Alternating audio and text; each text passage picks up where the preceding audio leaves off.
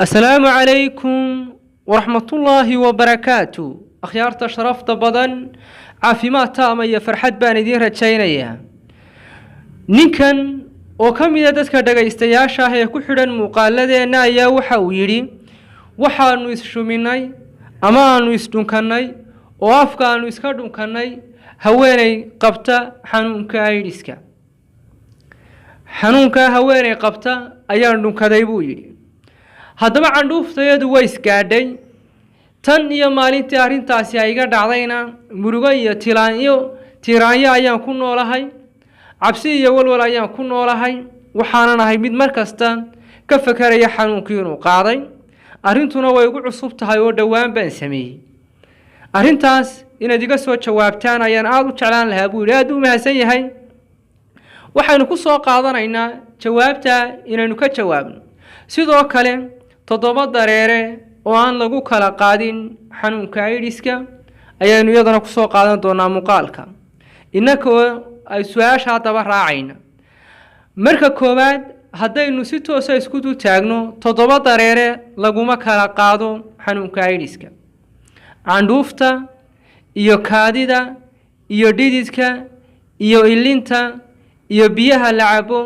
iyo biyaha lagu dabaasho iyo qoyaanka yaryar ee finanka wajiga ka soo baxa dul saaran 7daaba laguma kala qaado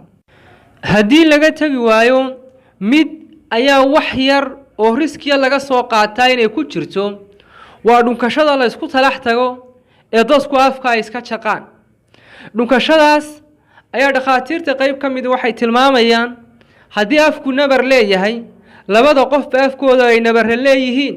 isla markaana dhunkashadu ay noqoto mid aad loogu fogaaday in ay sababi karto ama ay keeni karto xanuunkaas inuu faafo laakiin candhuuftu ay isgaadhaa sida caadiga candhuuftu iyada ayaa jeermis dilaa marka wax dhibaato iyo sabab lagu kala qaadaa ma jirto candhuufta laguma kala qaado waxyaabaha aan lagu kala qaadin waxa kamid ah dhididka iyo kaadida dareerahana laguma kala qaado dareeraha ilinta dareeraha dhididka dareeraha kaadida iyo sidoo kale biyaha la cabo laguma kala qaado biyaha lagu dabaasho